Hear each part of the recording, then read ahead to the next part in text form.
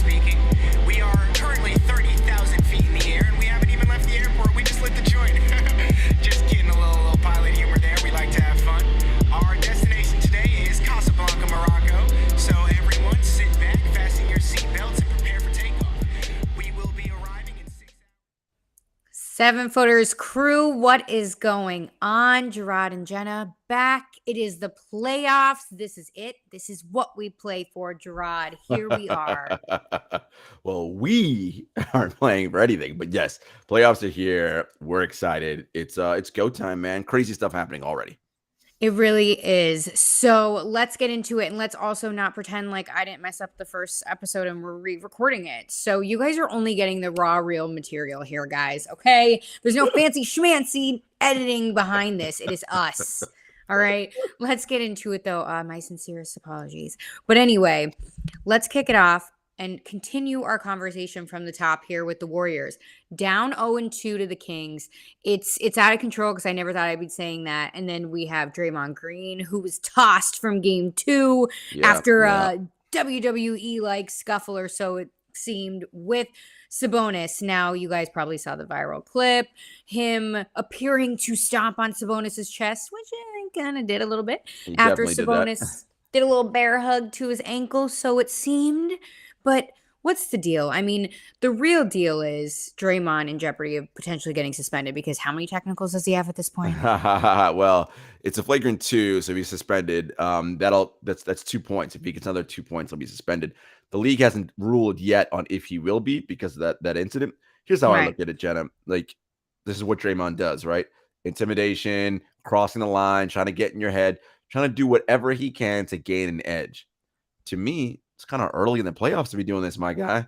Normally, he saves that stuff for when they really need it. So the team must really need it at this stage, right? If we are only 2 games into the first round and you're thinking like this, the reality is, Jenna, look, the Kings have been a better basketball team all year. You know, everyone likes to talk about the injuries, this, that, and the third. When everybody was healthy on the Warriors, they were basically a 500 team. That's what they've been all season, right? Like, and so the champs are in trouble. They are recognizing their own mortality.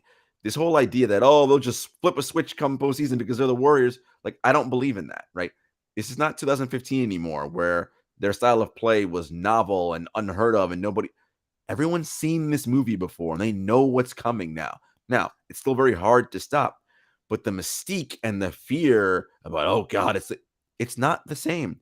These teams know they can do it. The Warriors have been going to finals for many years. They're much older now.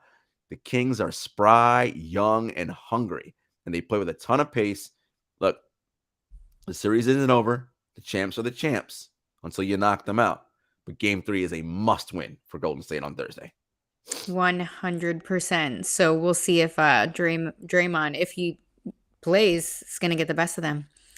We shall see, because I'm trying to light that beam someday. You know what I'm saying? Listen, that's it. It's a cool thing they got going on there. What I liked about what Sacramento's done, Jenna, when the Warriors go on their runs, Sacramento they don't wilt. They punch back, right? Mm-hmm. They're showing a resilient spirit. And having Mike Brown on the sidelines, Mike Brown, who used to be the assistant coach with the Warriors for many seasons, if anyone knows the scabs and the warts to pick at on the Warriors, it's Mike Brown. And he's playing into the Warriors. Because remember what the Warriors, Jenna, no matter what, even during their peak years, his team is careless with the basketball. They turn it over a ton. But they were so much better than everybody else that they had a wide margin for error. So they could turn the ball over 20 times and it wouldn't matter because, they had Kevin Durant, Steph Curry, et cetera, this, that, and the third. Right. So the offense would just take care of a lot of those turnovers. The margins ain't that thin, ain't that big anymore. They're much thinner now. So Sacramento's racing and playing fast. The Warriors now committing the same turnovers, but not able to dig themselves out of that same hole. And so this is like, again, it's not over yet, but Game 3, pivotal if the Warriors think they're going to go on any kind of run to win a championship this year. Absolutely. All right, let's switch it over to the East and talk about the Celtics-Hawks series because, of course, the C's dominated Game 1, but again, you can't really, play with the Hawks sometimes because they can come back. I could see them coming back and taking at least one game. I don't see it being a sweep. That's just me. But again, do the Hawks have a chance here back at TD Garden for Game 2? In a word, no. I mean, look, to your point, the Hawks could win a game and make it 5, but the Celtics have been on a mission all year. They've been a better team all year. They're just better all the way around. And the Hawks' star player, or one of their best players, Trae Young, one of the ways that you stop him is by putting strength in terms of size, in terms of musculature, and length and size on him, right?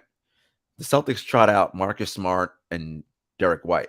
Strong and smart, long and Derek White. That's tough for a short guy like 6 foot Trae Young to score over. It's just very, very difficult. And the Hawks, they have nothing to combat the two-headed monster that is Jason Tatum and Jalen Williams and Jalen Brown. And Robert Williams is playing. He changes what they do defensively. I don't see this really as much of a series. Again, what I will say is this. Changes are likely coming in Atlanta this offseason. They're going to blow that thing up. If not, they should. And don't be surprised if Trae Young is on the block. That's it. You see him yelling at, what's his name? Last game? Listen, was it last game? He's a brilliant offensive player. Ex-coach's son? But is limited defensively. And you have to build a team around him to make up for that. But you also have to have a situation where a coach is able to coach him and hold him responsible for being better on that end of the floor and being a better, less heliocentric on offense. And thus far, no coach has been able to do that because, Trae's got the keys to the franchise over there. But I don't know if in this NBA, the way we're headed, that is where you can go with a player of that size. So I think changes are coming in Atlanta. Look, the front office has already changed over, right? It's now Landry Fields, and Kyle Korver. So in the front office. So changes are coming this offseason, whenever it starts. And it's likely going to start sooner rather than later. Right. I would love to know what's going on behind the scenes there. I really want to know what Trae's like. I know we've talked about it a lot on this podcast, but there's just so many issues in different places. No doubt. No doubt. And it's all rooting back. So I just don't know. We shall see. Don't worry. We'll talk about it again, I'm sure. Let's move on and talk about this Knicks Cavs series, because this is arguably the most exciting series that we have going on right now.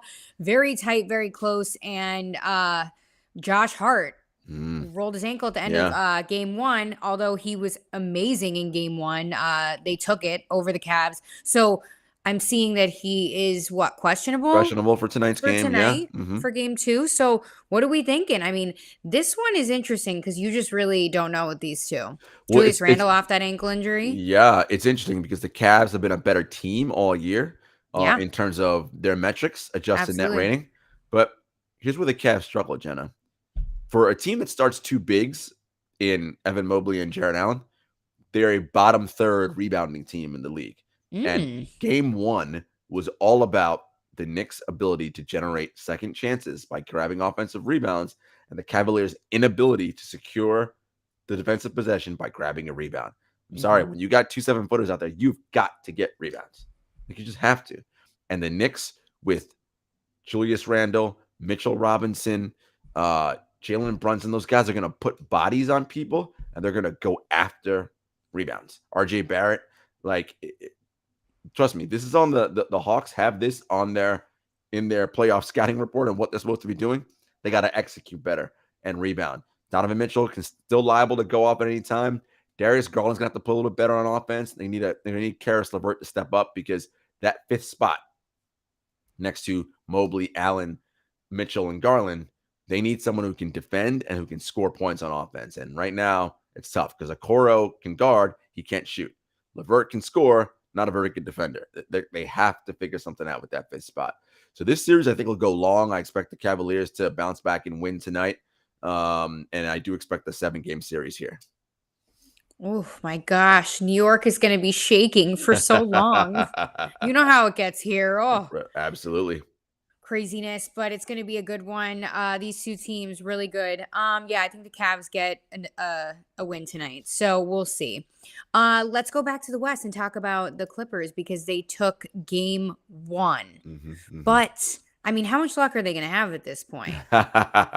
Well, look, Somebody's got to say it. not having Paul George is That's big what I for them, mean. and he is not going to play this series, as we learned from Turner's Mhm. Bleacher Report's Chris Haynes. But Kawhi Leonard, guys, is a machine. He is 35, 5-5 in game one. I mean, ruthlessly efficient. Booker was okay. Ayton was okay. Durant had triple-double. He was fine. Those three can play better, and I suspect they will. But honestly, for the Clippers, for the Suns, Jenna, Chris Paul's got to be better. Like, he had 11 rebounds and 10 assists, but Yeah. that 15-foot jump shot that he gets when he comes off the pick and roll was not falling. He's got to knock those shots down. Teams are going to make Chris into a scorer, and he's going to have to convert there. DeAndre Ayton is going to have to not let Russell Westbrook out-rebound him and grab offensive rebounds. They've got to be better on the board. So that's where the game was lost in game one. Hustle plays. The Clippers had 9 or 10 more field goal attempts, and it's because they grabbed more offensive rebounds. Like, you've got to, and yes, Westbrook is an excellent rebounding guard, but come on, man. Like, you got Ayton out there, Durant's out there. You guys have got to put a body on somebody and box out, stuff you learn, and grab the rebound. Do not give this team second chance opportunities. Because honestly, Kawhi is really the only player that is efficient as a scorer, right? Powell and Gordon are kind of more volume shooters more than anything. Westbrook is not a good offensive player, as we saw. He was 3 of 18 or whatever he was from the field, right? Like, he's not, he can't shoot, right? Like, so this is where they have to really take advantage, particularly when Zubac is off the floor. You can't let Westbrook gobble up all the rebounds. So they've got to be better. I think Monty Williams has got to figure out, look, you have got to have at all times 2 of those 4 guys on the floor. He was throwing out lineups with Devin Booker and 4 bench guys. No, that's not it. Either not in the playoffs. Not in the playoffs, right? 2 of the 4 must be on the floor at all times. And guess what? You can do that. You can stagger it. Figure it out. That's it. Facts. Yeah, this one's going to be interesting. I mean, basically the thing is though, Paul George, like you said, out this series. So automatically it's a beating on Kawhi Leonard. And he's also coming off of injury. So it's like, how sustainable is that? You know? Well, listen, he the way that the Clippers managed him this year was to make sure he was the healthiest come playoffs. So he's at his best right now. That's the goal. And they're playing every other night right now. So we'll see how he comes back after, just 24 hours and what happens next. But this is where he's at. And what we shall see if what tonight looks like from Kawhi Leonard. Is this the same elevation? Is it all the things? He's just as strong. I mean, he's incredible. And we'll see what he's able to do. For sure. All right, let's stay in the West and talk about these Lakers and the Grizzlies because unexpectedly for most of America, the Lakers took game 1 against Ja, who is unfortunately injured. We'll get to it. But unlikely heroes for the Lakers, Austin Reeves, if maybe you've heard of him. Rui Hachimura, season trade. Had a breakout game. Never did it with the Wizards. But did it for the Lakers in the playoffs. Very crazy because we saw LeBron James kind of take a step back while these guys took the floor, which is unexpected out of many, of course. Austin Reeves, first playoff game too. Very cool moment. Let's talk about it. Main headline out of there, Ja Morant injured. What's the latest with that? So the x-rays came back negative in terms of no broken bones, no fractures. Okay, that's not the problem. But the problem is he has ligament damage in that wrist. And that's just as bad, right? We're talking soft tissue issues right now. And the shooting wrist, right? I believe so, yes. So he's in tremendous pain with that. And even if it was his non-shooting wrist, you have to dribble the basketball. You can't be one-handed, right? You got to be able to go left and right. This is a major blow for the Grizzlies. Now, they have a lot of experience playing without him. They had to do that this year when he was did well. Suspended. Last year they were 21-4 without him. The bigger concern for them, Jenna, is not having Steven Adams and Brandon Clark to deal with Anthony Davis on the boards, because as good as Jaren Jackson Jr. is, he can't do everything. Guard the paint, rebound, score a lot of points. It's asking him a lot right now in his development. Adams is a big part of that, and Clark's a big part of that. So Tillman's going to have to be a much better rebound. They're going to have to gang rebound as a team, if they're going to want to control the boards a little bit better. So, it's concerning. But again, the Grizzlies have been the better team all year. They are the 2 seed for a reason. Everyone's getting excited about Austin Reeves and Rui Hachimura. As Desmond Bain said after the game, that was the plan, to leave Rui Hachimura alone, right? Like, we'll see if he can repeat it again on Wednesday night, right? Like, he's a career 33% shooter, and he shot 29% this year. It's unlikely he shoots 80% or whatever he did on Sunday, right? It's just law of averages says he's not going to repeat that performance.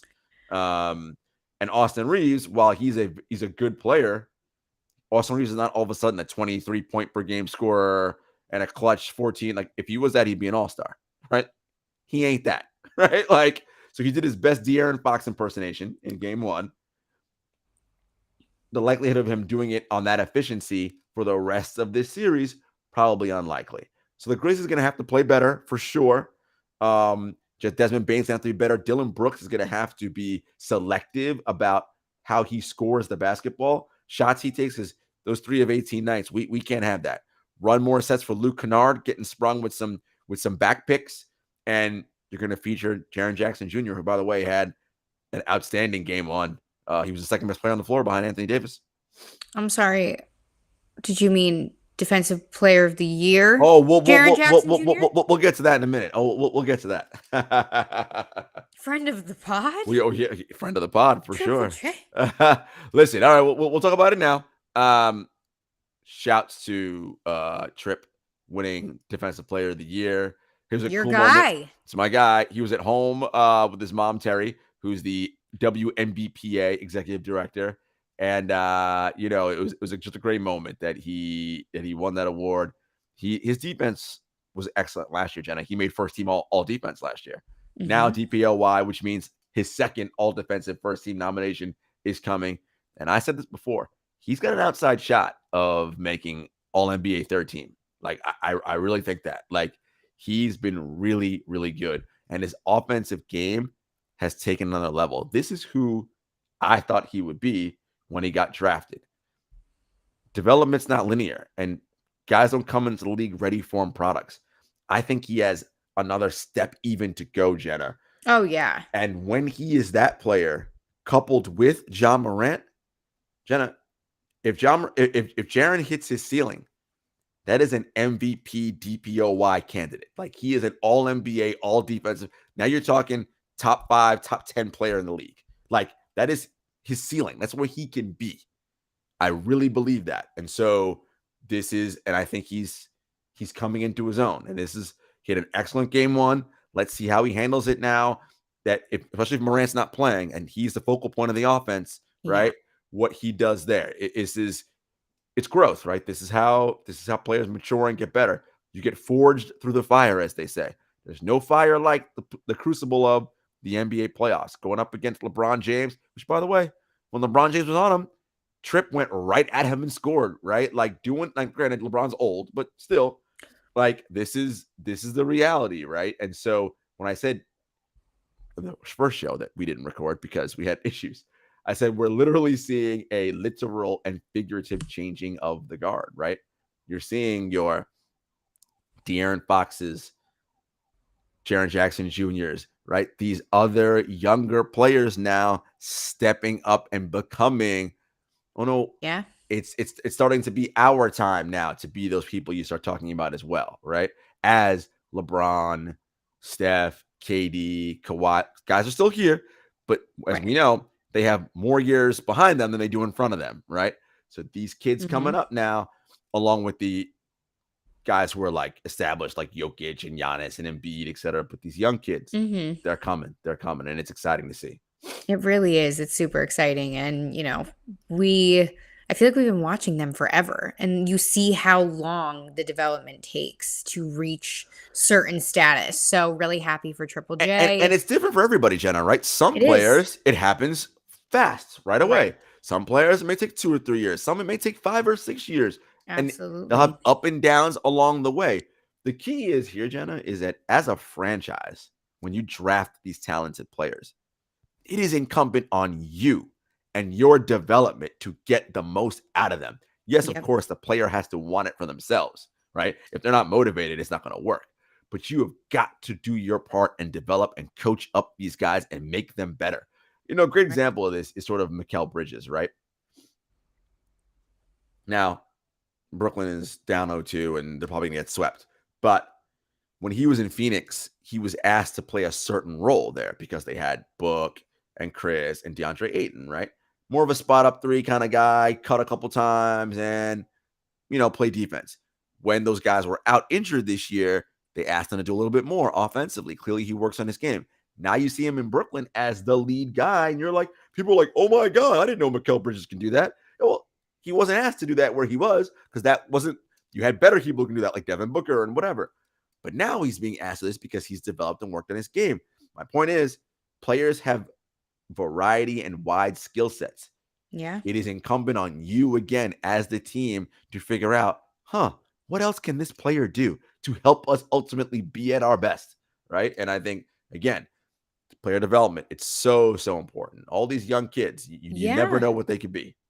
And that's why situations too are so important. That's why, like, you Critical. can't get mad when some of these guys ask for a trade. It's like, situations matter and they change players for the better, for the worse. Absolutely. So it's exciting to see. It's why we love this league.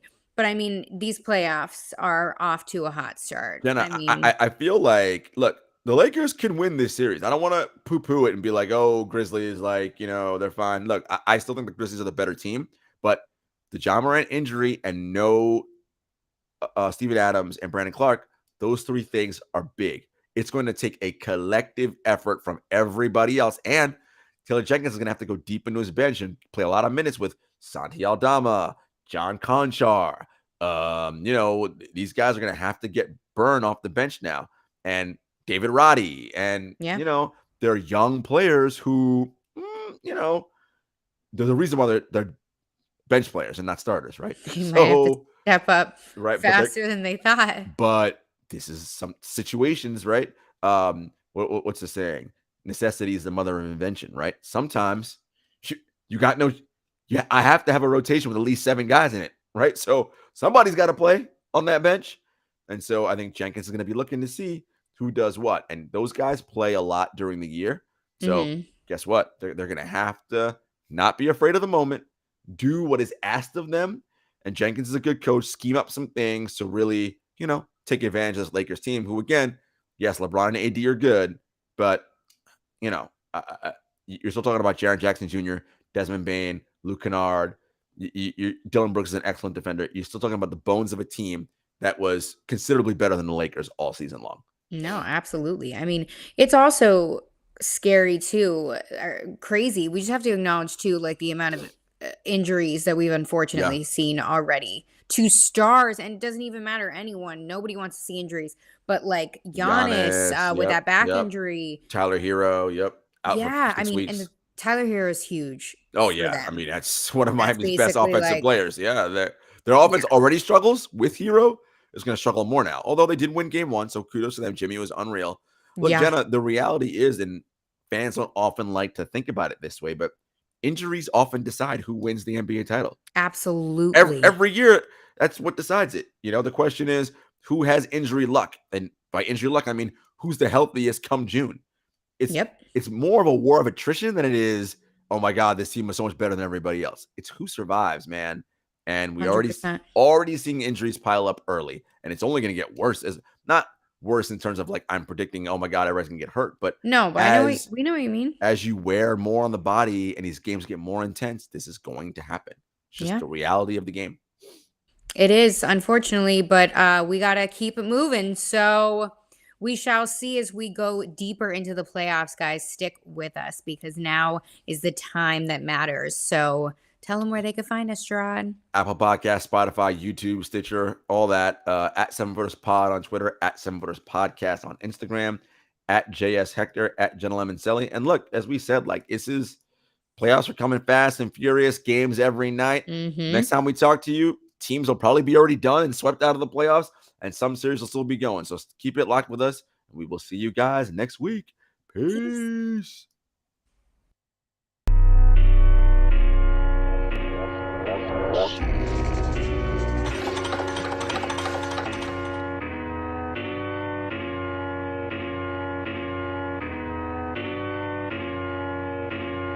Spent a couple years out here with these raps, trying to have a plan that we made come true. Applied to some jobs, but I ain't hit back. I don't wanna trap with